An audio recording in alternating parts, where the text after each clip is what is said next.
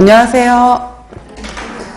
자, 지난주에 생애주기 영양학 들어갔었고요. 잠깐 정리 좀 하고 들어갈게요. 65페이지 봐보실래요?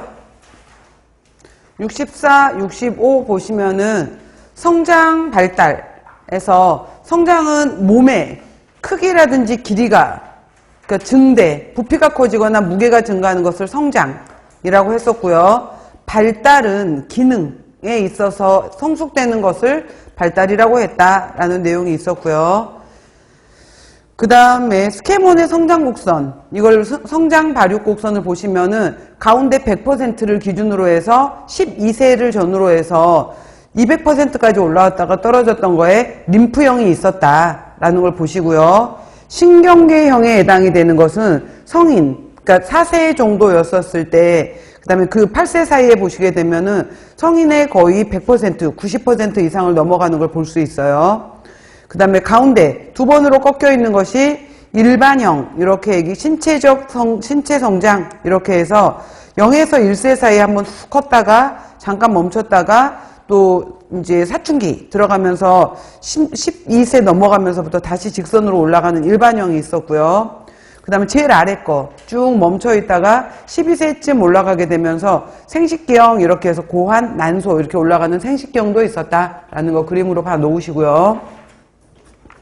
다음 넘기셔서 임신 수유기로 들어가시게 되면은 이제 임신을 하게 되면은 지금까지 없었던 몸의 조직이 만들어지게 돼요. 그래서 태반이라는 것이 만들어진다라고 했었고요.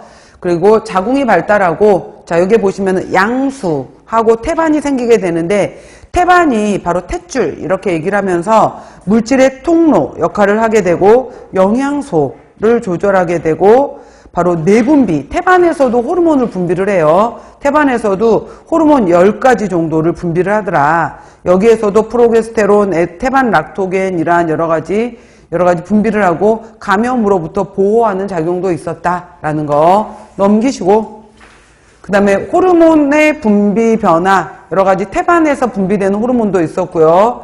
자, 내하수체 전엽에서 유즙을 생성하는 프롤락틴, 그 다음에 내하수체 후엽에서 옥시토신이라는 호르몬이 분비가 돼서 유즙 분비를 촉진하는데, 이거는 임신기에도 발달이 되긴 돼요. 발달이 되긴 되는데, 대신 아직 아기가 태어나지 않았으니까 이땐 준비하는 시기로 해서 준비하고 있다가 아기가 태어나고 난 다음에 발달이 되기 시작한다라는 내용이 있고요. 그러니까 이제 실질적으로 이제 분비가 되는 거고요.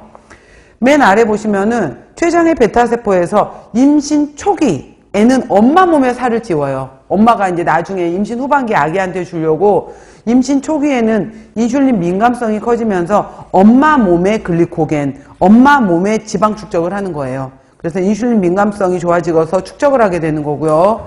임신 말기로 가게 되면은 이제 엄마가 이거를 태아한테 보내줄 거예요. 그래서 임신 저항성이 감소를 하게 되면서 바로 저항성이 상승을 하게 되면서 당신생을 통해서 엄마는 지방을 사용하고 태아한테 태반을 통해서 아기한테 보내줄 거예요. 그래서 아기가 통통하게 나올 수 있게끔. 자, 이런 게 있다라고 했고요.